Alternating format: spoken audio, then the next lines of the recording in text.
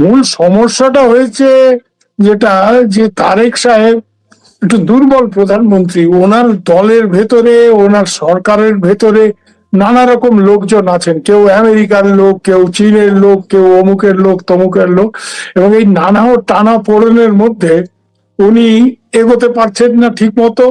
উনি একদম খুব স্ট্রং সিদ্ধান্ত নিয়ে যে এগোবেন, মানে সেটা উনি করে উঠতে পারছেন না। ওনাকে সব দিক খুশি রেখে এগোতে হচ্ছে, যার ফলে হয়তো এমন একটা অবস্থা দাঁড়াচ্ছে যে উনি কাউকে শেষ পর্যন্ত খুশি করতে পারছেন না। এখানে দেখুন, দুটো ব্যাপার আছে। তারেক সাহেবের ভারত সফরের দুটো দিক আছে। একটা হচ্ছে বাইলেটারাল, দ্বিপাক্ষিক, যে ভারতের সাথে বাংলাদেশের সম্পর্কের ক্ষেত্রে, উন্নতি করার ক্ষেত্রে, স্বাভাবিক করার ক্ষেত্রে তারেক সাহেবকে আমাদের প্রধানমন্ত্রী মোদীজি আমন্ত্রণ জানিয়েছেন। উনি সেই আমন্ত্রণে সাড়া দিয়ে ভারতে আসবেন, কথাবার্তা বলবেন। এটা হচ্ছে এক নম্বর। দু নম্বর হচ্ছে যে সেকেন্ড ইনভিটেশন যেটা, সেটা ওনাকে করা হয়েছে বিমস্টেকের চেয়ারম্যান হিসেবে কিসে আসার জন্য? ব্রিক্স এর সামিটে আসার জন্য।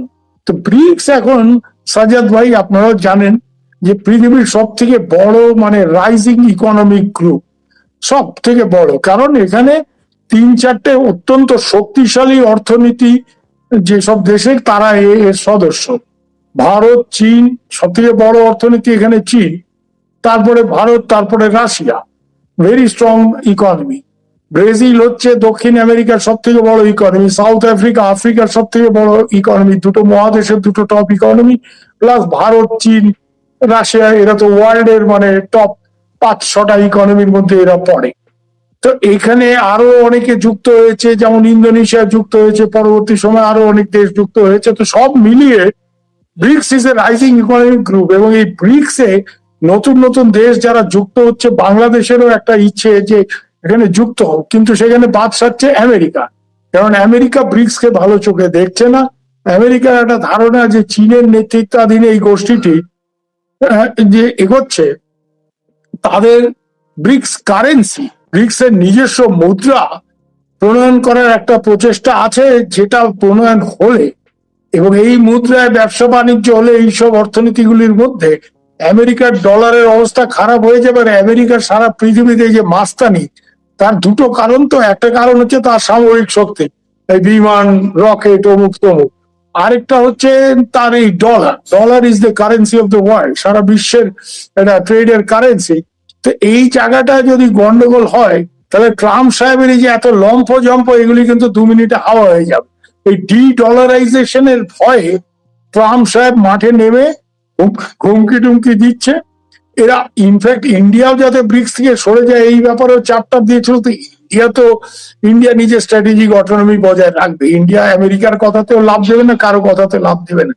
বাংলাদেশে এখন এই তারেক সাহেবের আগে যিনি ছিলেন, আমেরিকার একেবারে মানে লিস্টেড দালাল, হ্যাঁ, ইউনুস সাহেব, সেই আমলে আমেরিকা যেভাবে খেলাধুলা করে নিজের প্রভাব বাংলাদেশে বাড়িয়েছে, এবং এখনো ওই ইউনুস সাহেবেরই নাম্বার 2 সেকেন্ড লেফটেন্যান্ট, হ্যাঁ, খলিল সাহেব হচ্ছে তারেক রহমানের ফরেন মিনিস্টার, আমেরিকার লোক।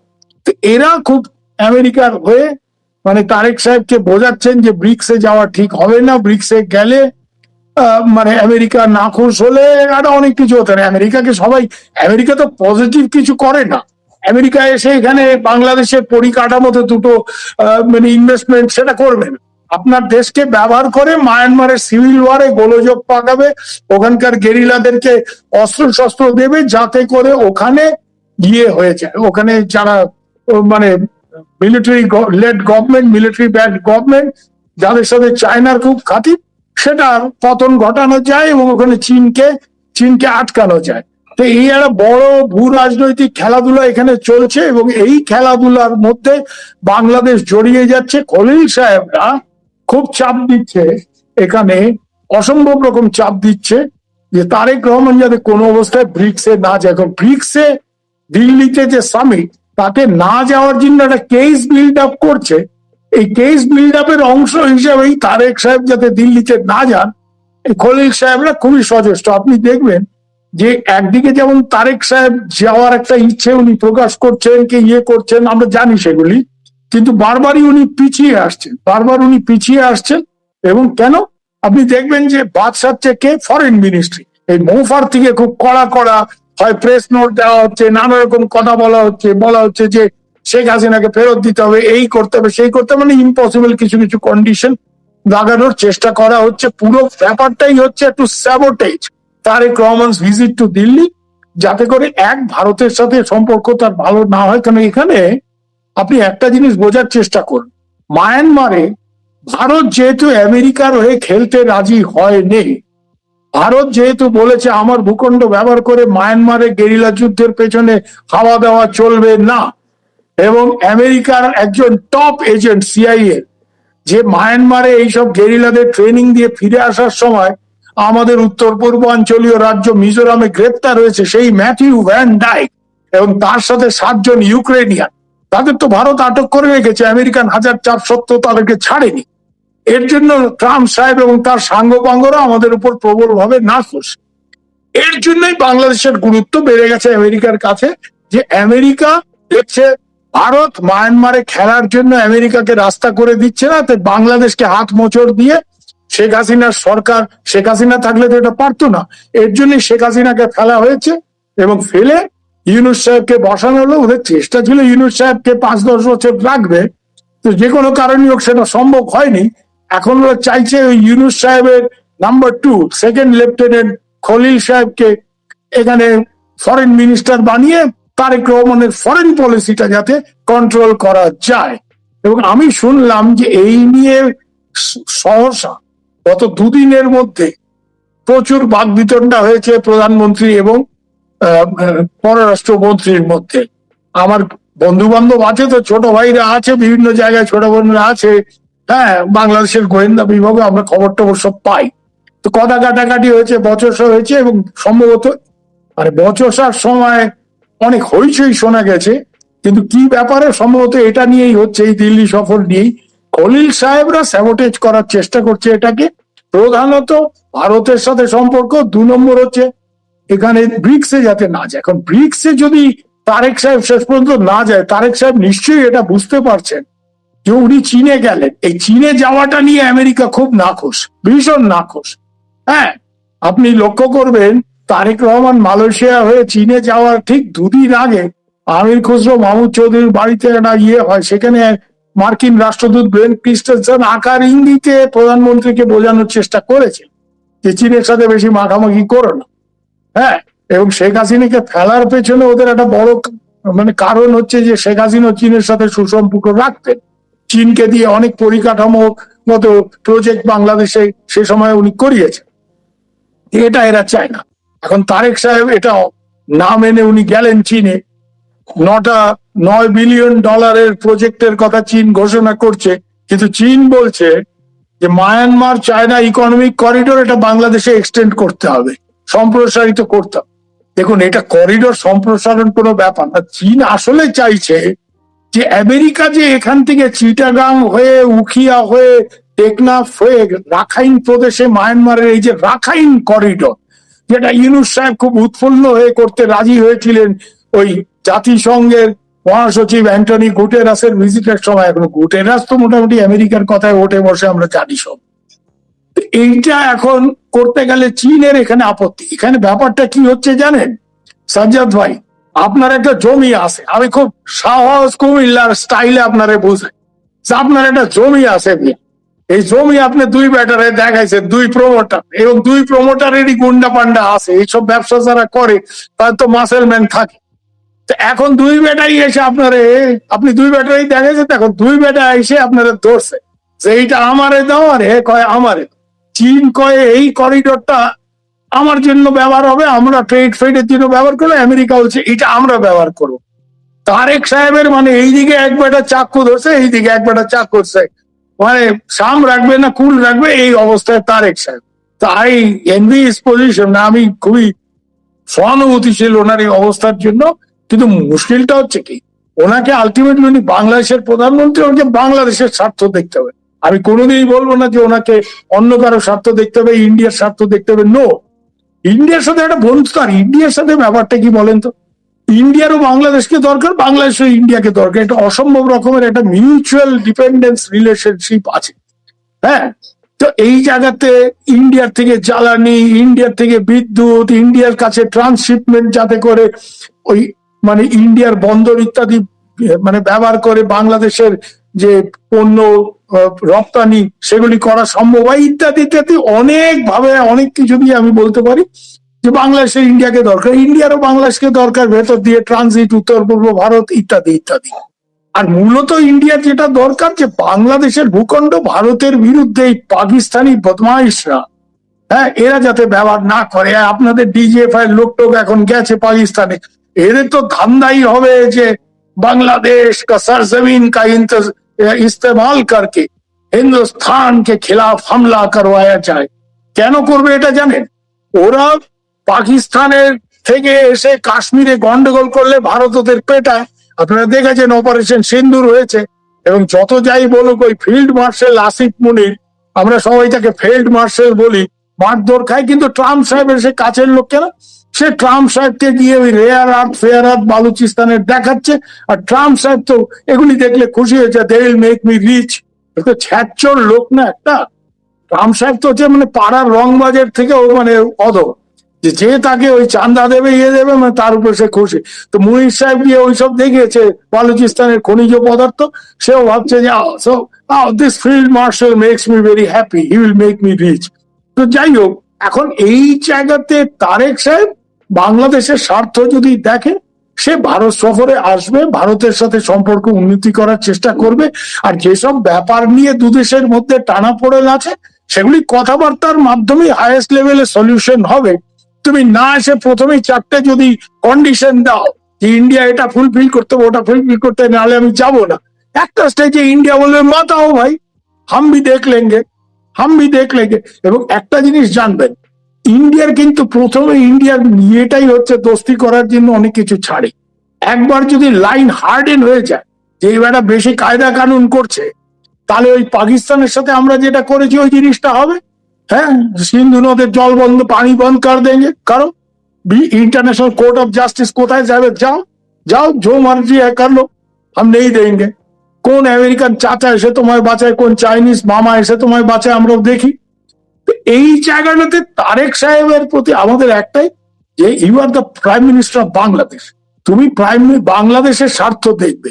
বাংলাদেশের স্বার্থ যদি তোমার মাথায় থাকে, তাহলে তোমার ভারতের থেকে যেসব জিনিস তুমি প্রত্যাশা করছো তার জন্য এসে কথাটা বলো না। ব্রিক্স এরিয়াও একটা সফরের প্রস্তুতি নিতে দেখলাম যে এই মাসের শেষ সপ্তাহে আমরা এমন দু দেশের কূটনৈতিক পর্যায়ে এমনটাও জানলাম, কিন্তু এখন জানা যাচ্ছে যে অনুকূল পরিবেশ নেই। কি অনুকূল পরিবেশ চায় তারেক রহমান বা তারেক রহমানের সরকার? আপনার কাছে কি মনে হয়, কি চায় তারা? না না, অনুকূল পরিবেশ টরিবেশ কিছু না, এগুলি খলিল সাহেবের মস্তিষ্ক প্রসূত। আপনি দেখবেন এই স্টেটমেন্ট গুলি দিচ্ছে ফরেন মিনিস্ট্রি, এবং তারেক রহমানের প্র্যাকটিক্যালি ফরেন মিনিস্ট্রির উপর কোনো কন্ট্রোল নেই। কেন খলিল সাহেব গত কয়েক মাসে সব নিজে পেটোয়া অফিসার টফিসার ওখানে সেট করেছে, আমরা জানি সেগুলি, আমরা এক্স্যাক্টলি এদের প্রত্যেকের বায়োডেটা জানি। আর কি বলবো, আমি অন্তত জানি। হ্যাঁ, বাংলাদেশের কর্মী আর দাড়ির রং কি আর কার কয়টা বেগম, এই খবর আর কেউ রাখুক না রাখুক, দিল্লিতে সুবীর ভৌমিক রাখে, বুঝতে পারছেন? হ্যাঁ, আমি একেবারে আমার কইলা স্টাইলেই কইলাম যে আমার লগে ওই দিল্লি সরবাজি ভারবাজিরে ভুজুং বাজুং দিতে পারবো, আমারে পারবো, আমি জানি। তো এগুলি we know that this is a deliberate thing. আর দেখুন, ব্রিক্সে আসবে না, এটা তো মানে এটা তো বাংলাদেশের কত বড় ক্ষতি হবে। কারণ ব্রিক্সে যদি তারেক সাহেব না আসে, এর তো ভারতের থেকে বেশি ওনার উপর রুষ্ট হবে চীন। চীন বলবে যে আরে তুমি আমেরিকার চাপে পড়ে ব্রিক্সে আসছো না, আর তুমি আশা করছো আমরা এত $9 বিলিয়ন প্রজেক্ট তোমার দেশে করব, তো why should we do it? এটা করতে গিয়ে আমেরিকাকে খুশি করতে গিয়ে তো চীনের যে বিনিয়োগ, যেটা বাংলাদেশের সত্যিকারের প্রয়োজন, যে বিভিন্ন বন্দর, বিভিন্ন অন্য সব প্রজেক্ট, এগুলি বাংলাদেশে হওয়া দরকার, এইসব পরিকাঠামোগত প্রজেক্ট বাংলাদেশের প্রয়োজন আছে। হ্যাঁ, তো এর জন্য এগুলি মানে জলাঞ্জলি দিয়ে ব্রিক্সে উনি আসছেন না, তারপর উনি ভারতেও আসবেন না। তো ভারতের কাছে যেগুলি উনি প্রত্যাশা করছেন সেগুলি তো আর ভারত ওনাকে আগ বাড়িয়ে জামাই আদর করবেন। একটা স্টেজের পর ভারতের পলিসিও হার্ডেন্ড হবে, যেটা অলরেডি আমরা কিছু কিছু সিমটম আমরা দেখতে পাচ্ছি। যেমন অলরেডি বলা হয়েছে 21 থেকে 26-এর মধ্যে আসো, এরপরে মোদির ফ্রি টাইম নেই। দেখুন ভাই, মোদি 26শে অগাস্টের পরে বাকি পুরো বছরটাই বিদেশে থাকবে মনে করার কোনো কারণ আছে? নেই। তো এটা ডেলিভারেটলি যে take it or leave it kind of একটা থিং। তার মানে ভারতেরও পেশেন্স হারাচ্ছে ভারত, এবং একটা স্টেজের পর এই যে আগ বাড়িয়ে ওনাকে মোদি প্রথম ইনভাইট করলো, দিল্লিতে আসার কথা বললো, ইত্যাদি ইত্যাদি, এই ব্যাপারগুলো থাকবে না। এরপরে অ্যাটিটিউডটা হবে ঠিক है ভাই, तुम जहां जाना है जाओ, नहीं मिलेगा कुछ नहीं मिलेगा। এই টাইপের একটা জায়গাতে বাংলাদেশকে নিয়ে যাওয়াটা তারেক রহমানের জন্য কতটা সমীচীন হবে। এবং সম্ভবত এই কারণেই হয়তো আমার কাছে যেটা খবর আসছে আমার ছোট ভাইদের থেকে, যে পররাষ্ট্রমন্ত্রী আর প্রধানমন্ত্রীর মধ্যে কথা কাটাকাটি হচ্ছে, সম্ভবত এইসব কারণেই কিছু একটা হবে। মানে Tarique Rahman ultimately has to behave like a prime minister. এই যে আরেকজন ডেপুটি প্রাইম মিনিস্টার হতে চাইছে, বা উনি মানে প্রাইম মিনিস্টারের থেকে অ্যাকচুয়াল ডিফ্যাক্টো প্রাইম মিনিস্টার ওই সালাউদ্দিন সাহেব, এখন খলিল সাহেব। একটা দেশে একটা প্রাইম মিনিস্টার হয়, এই একজন actual prime minister, de jure prime minister, আর দু তিনজন ডিফ্যাক্টো প্রাইম মিনিস্টার, এইভাবে কোনো সরকার চলতে পারে না। কমান্ড একজনের হাতে থাকতে হবে, এটা বাংলাদেশ দেখেছে। ওই শেখের বেটি যেভাবে চালাইছে দেশটা, আমি অন্য কিছু না মানে কন্ট্রোলের দিক থেকে বলছি, ওইভাবে না হলে Bangladesh is a difficult country to govern. Bengali খুব সহজ জাতি না, আমি নিজে বাঙালি হয়ে বলছি, আমরা সুযোগ পেলেই গোলমাল পাকাই। তো ওইখানে একটু ওই শেখের বেটির ডান্ডা যেমন দরকার ছিল, এখনো ওইরকম একটা ব্যাপার দরকার, নাহলে যে যা খুশি চাঁদাবাজি, যে যা খুশি মন্ত্রী হয়ে যা খুশি তাই করবে, এইভাবে তো দেশ চলতে পারে না। একটা সরকারে 3-4জন প্রধানমন্ত্রী থাকতে পারে না। তো Tarek Rahman has to assert, এক নম্বর, he has to behave like a prime minister. হ্যাঁ, আর সেকেন্ডলি ভেরি ইম্পর্টেন্ট, ওনাকে বাংলাদেশের স্বার্থ দেখতে হবে। ওই অমুক চাচা তমুক চাচা, ওই ট্রাম্প চাচা কি অমুক মামা, ওইসব করলে হবে না। ওনাকে বাংলাদেশের স্বার্থ দেখতে হবে, নাহলে বাঙালি খুব গোলমালে জাতি। বাঙালি যেভাবে ওনাকে হই হই করে ভোট দিয়ে ক্ষমতায় এনেছে, আবার গালিগালাজ করতেও অমুকের বাচ্চা তমুকের বাচ্চা বলতেও বেশিক্ষণ সময় নেবে না, অলরেডি সেই প্রক্রিয়া কিন্তু শুরু হয়েছে। যে তারেক সাহেব has to assert, he has to behave like a prime minister. আর সেকেন্ডলি ওনার কন্ট্রোল নিতে হবে, এবং বিএনপির উপরে সাংগঠনিক দিক থেকেও প্রশাসনিক দিক থেকেও রাজনৈতিক ভাবে কন্ট্রোলটা নিতে হবে। কারণ এর বিরুদ্ধে এর মধ্যেই আপনি দেখুন, আমার ছোট বোন, আমার দেশের বোন রুমিন ফারানা, এত বছর সে ইয়েতে ছিল বিএনপিতে, এখন অভিযোগ তো সেই করছে যে বিএনপি চাঁদাবাজি করছে, অমুক করছে। তো শি ইজ নট রং। আমি জানি, আমি বাংলাদেশে থাকতে যখন ঢাকায় কাজ করি বিডি নিউজে, আমি একজন রিক্সাওয়ালা, তার সাথে আমার খুবই দোস্তি, তার বাসায় গিয়ে দাওয়াতও খেয়েছি, ওই বনানী রেল লাইনের ধারে যে বস্তি। হ্যাঁ, আমি যেমন বড় বড় লোকের বাসাতে দাওয়াত খাইছি, আমি এই আশরাফ মিয়ার বাসাতে গিয়েও দাওয়াত খাইছি। হ্যাঁ, যে ভাইজান দাওয়াত দিলে আইবেন নি, আমু কিন্তু তোর তো আধা বেলা কাম নষ্ট হবে। না না, আপনি জুম্মার দিন আসেন, নামাজ কালাম করুন, বেগম রান্না করবে। তো তার বেগম ডাইল আর ইলিশ মাছ ভাজা করছে, এইটা খাইছি ভাত পাইতে বসে। তো আমি আশরাফরে জিজ্ঞেস করলাম যে ভাইজান অবস্থা কি? আরে দাদা আর কোয়েন না, চান্দাবাজির ঠেলায় আগে মাসে একবার যুবলীগ ছাত্রলীগের পোলা বানায় চান্দা নিত, যা দিতাম তাতে খুশি হয়ে চলে যেত। আর এখন প্রত্যেক দিন না হইলো 2 দিন অন্তর অন্তর আইসে, এই মিয়া রোজগার তো ভালোই করছে, 100 টাকা দিয়ে যাও। আরে কি মিয়া, রোজগার কত করি? 700-800। আর সালা 100 টাকা যদি তাগো রোজ দিতে হয়, তো বেগম রে খাওয়া মোটা কি আর বাচ্চাদের পড়া মোটা কি? তো এই হচ্ছে ব্যাপার। তারপরে সেই কইলো দাদা আমরা 3 দোস্ত রিক্সা চালাই, 2জনের চিন্তাই হয়ে গেছে, আমার জানি কবে সালা গাড়ি খুব পড়ে। তো দিস ইজ দি কন্ডিশন। আমার আরেক ধরেন, আমার এক আপু ছিল ওই বিডি নিউজে, ওই ক্যান্টিন ম্যানেজার ছিল। তো তার মেয়েরা আমাকে মামা টামা ডাকে। তো এদেরকে আমি তখন যোগাযোগ টোগাযোগ করে মানে ইয়ে করে দিছি, কিছু লোন টোন পাওয়াই দিছি ওই সময়, আওয়ামী লীগের সময়। ভালো ব্যবসা, মানে একটা কাপড়ের দোকান, একটা ফাস্ট ফুডের দোকান, এরা ভালো দোকান টোকান করে 3 মন মিলে চলছে। তো বললো যে আগে ছাত্রলীগের পোলাবা নাই তো, মাসে একবার আপা ভালোই তো ব্যবসা করতেছে, 400 টাকা চান্দা দিতাম, একটু কফি টফি খাওয়াই দিতাম মেশিন থেকে, এরা চলে যেত। আর এখন মানে পুরো দোকান লুট করে নিয়ে চলে গেছে, পুরো দোকান লুট করে নিয়ে চলে গেছে, 1-1.5 লাখ টাকার মাল চলে গেছে। তো আমরা এখন এতিম মানুষ, আমরা তো রাস্তায় বসে। এই হচ্ছে অবস্থা। তো এই জায়গাগুলি যদি অ্যাড্রেস না করে খুব দ্রুত কিন্তু এই সরকার বিপদে পড়ে যাবে। সরকার বিপদে পড়বে। সর্বশেষ ভারত সফরের অবস্থা কি মনে হয়, যে ভারত সফর না করলে বাংলাদেশের সামনে এমন কিছু ইস্যু আছে, যেমন গঙ্গা পানি চুক্তি খুব বড় একটা ইস্যু, এবছর ম্যাচ শেষ হয়ে যাবে, আমরা নানাভাবে ক্ষতিগ্রস্ত হব বাংলাদেশ। আপনার কি মনে হয় ভারত সফরটা কি শেষ এটাই তো পর্যন্ত আমি হবে? সাজ্জাদ ভাই, এটাই তো আপনাকে বললাম যে জি ইন্ডিয়ার যেমন বাংলাদেশ থেকে ইন্ডিয়ার দুটো প্রত্যাশা মূলত। এক হচ্ছে তোমার ভূখণ্ড আমার বিরুদ্ধে ব্যবহৃত হবে না, এই পাকিস্তানি বদমাইশরা এসে এখানে গন্ডগোল পাকাবে, ওরা আমাদের এখানে আক্রমণ করলে আমরা পাল্টা আঘাত আনি, এই জন্য ওরা বাংলাদেশের ভূখণ্ড ব্যবহার করে ইন্ডিয়া বাংলাদেশ একটা গোলমাল লাগানোর চেষ্টা করবে। This is the Pakistani design, don't fall for it, এটা হতে দিও না। সেকেন্ডলি, তোমার শেখ হাসিনার আমলে যে ট্রানজিট চুক্তি হয়েছে, বাংলাদেশের ভেতর দিয়ে ট্রেন ট্রেন যাবে আগরতলা, মানে উত্তর পূর্বাঞ্চল, এই দুটো তো মেইন। এর বাইরে বাংলাদেশের থেকে বিশাল কিছু প্রত্যাশা ভারতের নেই।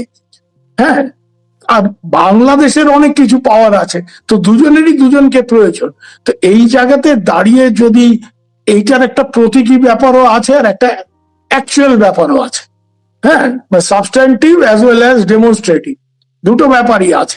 যে তারেক সাহেব যদি না আসে ভারতে, উনি চীন গেছেন, ভারতে না আসেন, তাহলে ভারত এটাকে অন্যভাবে নিতে পারে, এবং সেই ক্ষেত্রে বাংলাদেশের জন্য যেসব ভারত করতে পারে বা করার আশ্বাস দিয়েছে বা আগে হতো, সেই সব জিনিসগুলি হবে না। যেটা ইউনূস সাহেবের আমলে অনেক কিছু, যেমন ট্রান্সশিপমেন্ট ডিসকন্টিনিউ হয়েছে, এতে কত ক্ষতিগ্রস্ত হয়েছে বাংলাদেশের গার্মেন্টে।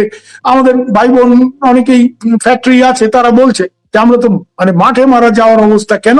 যে বাংলাদেশে একটা দুইটা বন্দর বিদেশে রপ্তানির জন্য মানে খুবই অসুবিধা, শিডিউল মেনটেন করতে পারছে না। তো ভারতের ভূখণ্ড ব্যবহার করতে পারলে আমাদের সুবিধা হয়, ভারতের বন্দর ব্যবহার করতে পারলে।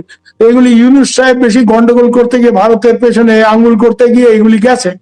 তো এগুলি যদি ফিরে পেতে হয় বাংলাদেশকে, তাহলে বাংলাদেশকে অবভিয়াসলি মানে ভারতের সাথে মানে you have to play ball both sides.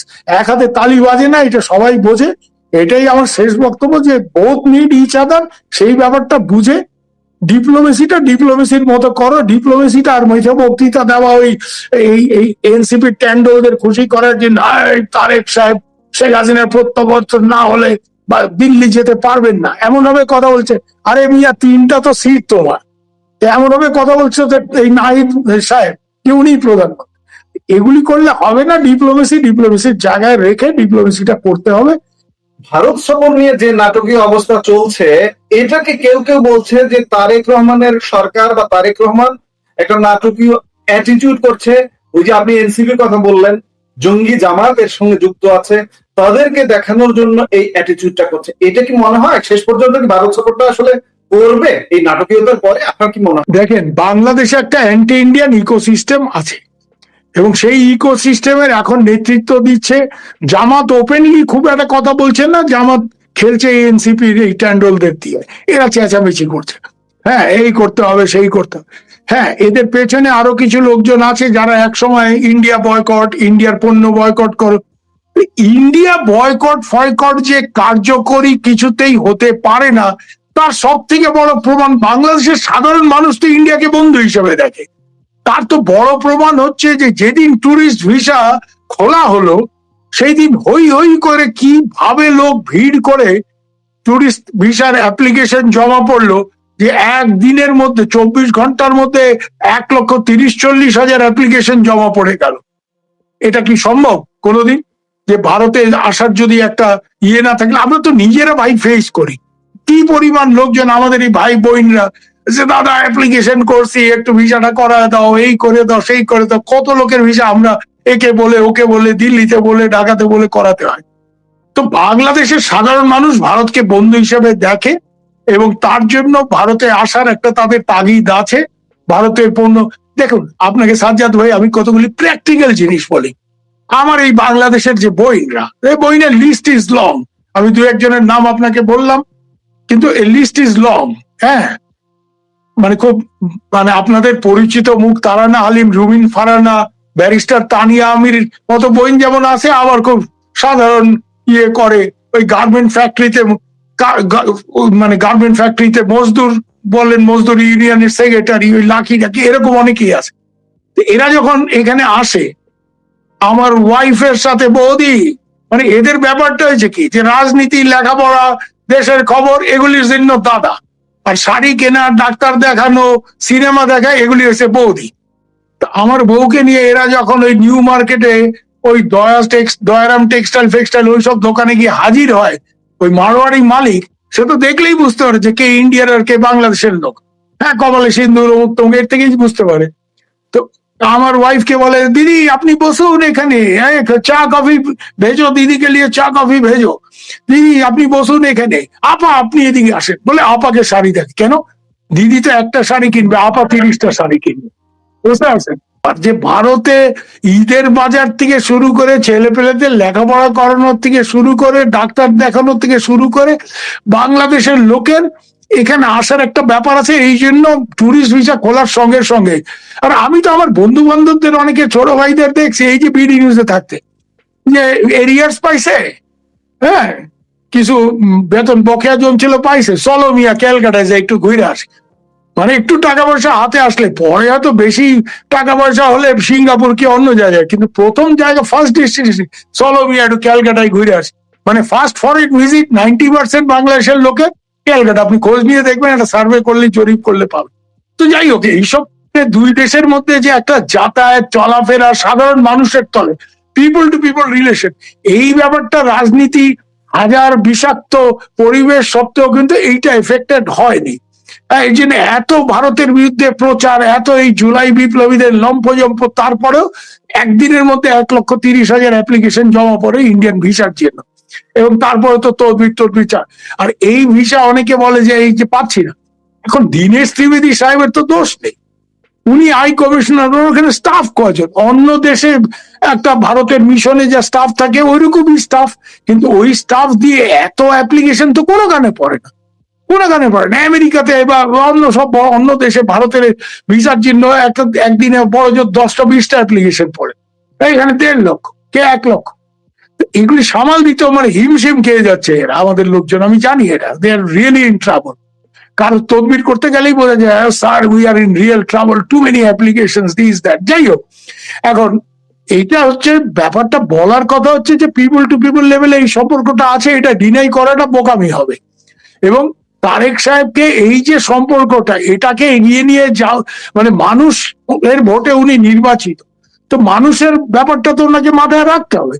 উনি এই এনসিপির কিছু এই ট্যান্ডল কাল পরশুর নেতা 3টা সিট পায় এমন একটা হাবভাব করছে ওরা দেশ চালায়, এই জায়গাতে আপনার দাঁড়ায় বাংলাদেশের সাধারণ মানুষের স্বার্থে তারেক সাহেব যদি কাজ করেন, ওনাকে মনে রাখতে হবে যে ভারতের সাথে সম্পর্কটা স্বাভাবিক না করলে এটা কিন্তু ভোট বাক্সে রিফ্লেক্টেড হবে। ওনার কিন্তু সামনে ইলেকশন আছে, এই ইউনিয়ন পরিষদ ইত্যাদি লোকাল বডির ইলেকশন আছে, হ্যাঁ। এবং এই জায়গাতে একদিকে বিএনপির লোকজন চাঁদাবাজি করছে, নানাও কারণে মানুষের ক্ষোভ আছে, গ্যাস নাই, অমুক নাই, তমুক নাই। এই জায়গাতে যদি ভারতে আসার ক্ষেত্রেও নানা রকম গোলমাল দেখা দেয়, আবার ভিসা টিসা নিয়ে ভারতের সাথে সম্পর্কটা স্বাভাবিক না হয়, তাহলে কিন্তু এটা ওনাকে ইলেকটোরালিও এফেক্ট করবে, এটা ওনাকে বুঝতে হবে। তাই আমি যেটা বললাম যে উনি বাংলাদেশের প্রধানমন্ত্রী, বাংলাদেশের মানুষের স্বার্থ উনি দেখবেন। ওই কোনো চাচা টাচা, ওই আমেরিকান চাচা, আর এই যে সব কিছু কিছু অন্য মানে অন্য ধরনের শক্তি বাংলাদেশে যারা সক্রিয়, যারা ভারত বাংলাদেশের সম্পর্ক বিনষ্ট করার জন্য তাদের একটা ভেস্টেড ইন্টারেস্ট আছে। মানে মুশকিলটা হচ্ছে কি, এই লোকগুলি যাদের কথা আমি বলছি, এদের অনেক বাপ, বুঝতে পারছেন তো, এদের পাকিস্তানি বাপ, এখন আমেরিকান বাপ, বাপ বলে না চাচা বলে জানি না, আবার চাইনিজ মামা। তো এই অনেকগুলি দেখতে দেখতে গিয়ে এরা আসল যাদের লোক, যেই জায়গার যেই মাটির সন্তান, তাদের স্বার্থই এরা দেখছে না। That is the interest of the people of Bangladesh. তো এগুলি যদি হয়, এদের কথা বেশি পাত্তা দিয়ে, ওটাই আমি বলার কথা যে তারেক সাহেব should behave like a strong prime minister. এইসব ট্যান্ডলরা ওনাকে ওঙ্কার দেবে, আমাদের কথা না শুনে উনি দিল্লি গেলে কি করবা তোমরা, মাঠে নামবা, আবার একটা সরকার ফেলবা। আর সরকার তো ওই সময় আমেরিকানদের জন্য ফেলা সম্ভব হয়েছে। আওয়ামী লীগ যদি মাঠে নামতো, রিসেন্টলি মনির ভাই যেটা বলছে, মানে আমাদের বন্ধু মনিরুল ইসলাম, যে আওয়ামী লীগকে সেনাবাহিনী বদমাইশি করে মাঠে নামতে দেওয়া হয়নি, এই ওয়াকার সাহেব এবং তার লোকজন। আওয়ামী লীগ মাঠে নামলে এই সব ট্যান্ডল ম্যান্ডল বানের জলে ভাসে যেত। এদের কিছুই নাই, এরা কয়টা সিট পাইছে এটা দেখি তো বোঝা যায় এদের অ্যাকচুয়ালি কতটা ক্ষমতা। তো এরা এত লম্বজম্ব দেওয়ার কারণটা কি? গতকাল দিল্লি থেকে ইন্ডিয়ান এক্সপ্রেস একটা খবর করেছে যে শেখ হাসিনা আইনি ভারতের আদালতে তার প্রত্যার্পণের কথা যে বাংলাদেশ থেকে বলা হচ্ছে, ভারতের আদালতে এটি মীমাংসা হবে। বাংলাদেশের দর্শকরা এটি নিয়ে বেশ উদ্গ্রীব। আপনি যদি এটি নিয়ে ব্যাখ্যা দেন যে শেখ হাসিনার আসলে প্রত্যাবর্তন নাকি প্রত্যার্পণ, কোনটা হবে, কি ঘটবে? আমি তো কলকাতার বাবু না, আমি অত শক্ত বাংলা আমার একটু অসুবিধা। আমি যেটা বুঝি যে উনি দেশে ফিরবেন।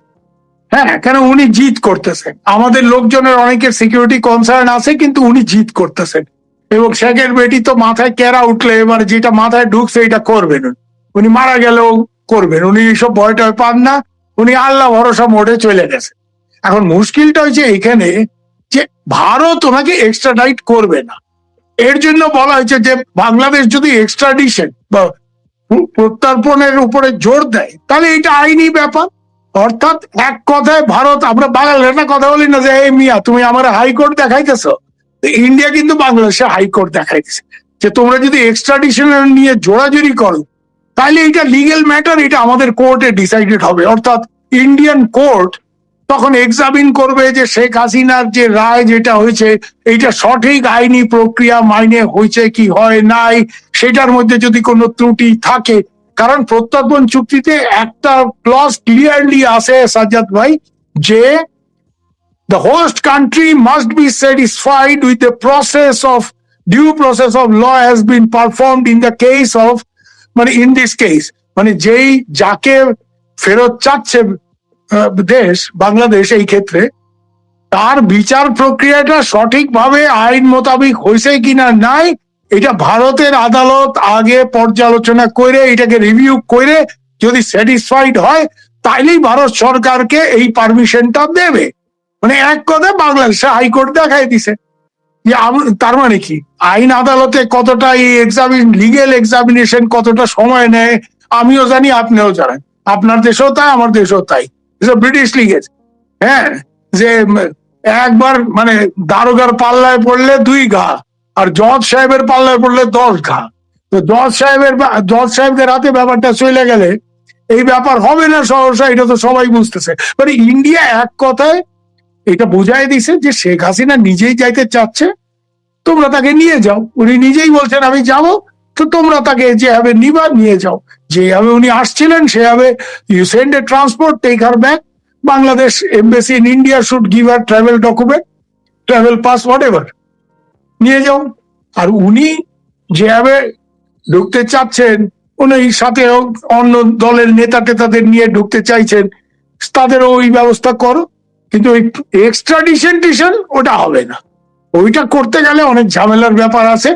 ওটা court must be satisfied that তার বিচার বাংলাদেশে সঠিকভাবে হয়েছে, এবং সেটা যদি কোর্ট স্যাটিসফাইড না হয় 90% চান্স বাংলাদেশে যেভাবে ক্যাঙ্গারু কোর্ট এবং যেভাবে বিচার আচার আজকাল হইতেছে তাতে করে ইন্ডিয়ান কোর্ট, কেন ইন্ডিয়াতে জুডিশিয়ারি ইজ ইন্ডিপেন্ডেন্ট, ওখানে মোদিজিরও কোনো কন্ট্রোল নাই। আপনি তো দেখতেছেন যে এর জন্য এখানে জুডিশিয়ারির কতটা ইন্ডিপেন্ডেন্স, যে এইখানে মানে এই কোর্টে কেস টেস গেছে আমাদের এই যে এক্সাম লিক ব্যাপার নিয়ে, দেখেন যে এডুকেশন মিনিস্টার একটু রিজাইন, বিকজ সেইটা বুঝে গেছিল কোর্ট জাজমেন্ট তার পক্ষে যাবে না। তো জুডিশিয়ারি ইজ ইন্ডিপেন্ডেন্ট হিয়ার, এখানে কোর্ট উইল জাজ on the basis of law. Modiji বললেও হবে না, কি অন্য কেউ বললে হবে না। আর বাংলাদেশ ডিকটেট করবে Indian legal system, come on, মানে this is a big joke, it will never happen. Sheikh হাসিনাকে কেন এখানে প্রেস কনফারেন্স করতে দিচ্ছে? তো ইন্ডিয়াতে মিডিয়া ফ্রিডম আছে, এখানে ফরেন করেসপন্ডেন্স ক্লাব, যেখানে 250 জন ফরেন মিডিয়ার লোকজন, তাদের ডিমান্ড ছিল যে Sheikh Hasina is a big story, we want to face her in a press conference, so the permission was given.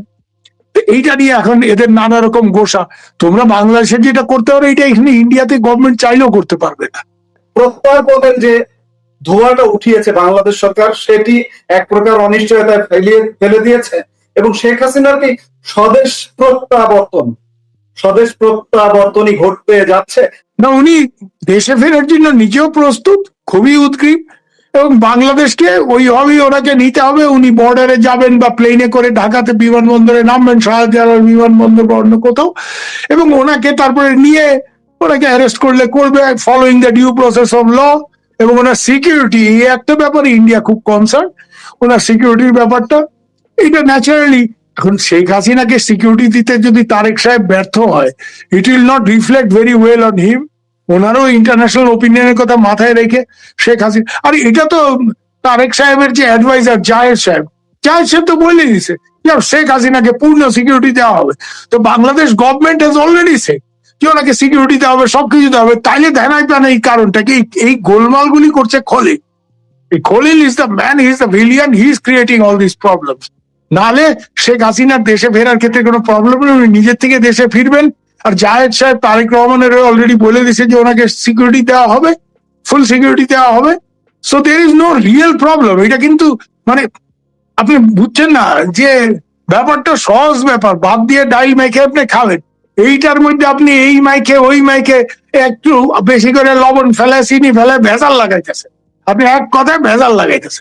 এই ভেজাল লাগানোর কারণ হচ্ছে এই আমেরিকান চাচারা আর তাদের ওইখানে যারা চামচারা বসে আছে, এই খলিল মিয়া, ইউনুস সাহেবের যারা লোকজন, তারা দে আর ক্রিয়েটিং দ্য প্রবলেম। নাহলে Bangladesh government has already committed that Sheikh Hasina will be safe and secure, no problem. And India has said যে তোমরা তাকে নিয়ে যাও, আর শেখ হাসিনা নিজেও যেতে চায়। तो मियाँ बीबी राजी क्या करेगा, काजी वापस जाएगा, Sheikh Hasina will go back, बहन जी वापस जाएगा। কিন্তু প্রশ্নটা হচ্ছে যে এখানে এই ফালতু মানে প্যাঁচ অনেকে মনে করে আসলে যে শেখ হাসিনা ফিল্ডে যে সমস্যাগুলি হইতে পারে এটা গভর্নমেন্ট ফেস করতে চাইতেছে না, এর জন্য হয়তো ইচ্ছা করে প্যাঁচ লাগানো হচ্ছে। তো তার মধ্যে এই বিতর্কে আমি যাইতে চাই না। শেখ হাসিনাকে ফেরত নিতে হলে সহজভাবে নাও, প্যাঁচ পুচ লাগায় এক্সট্রাডিশন ফিশন করতে গেলে ওগুলি হবে না।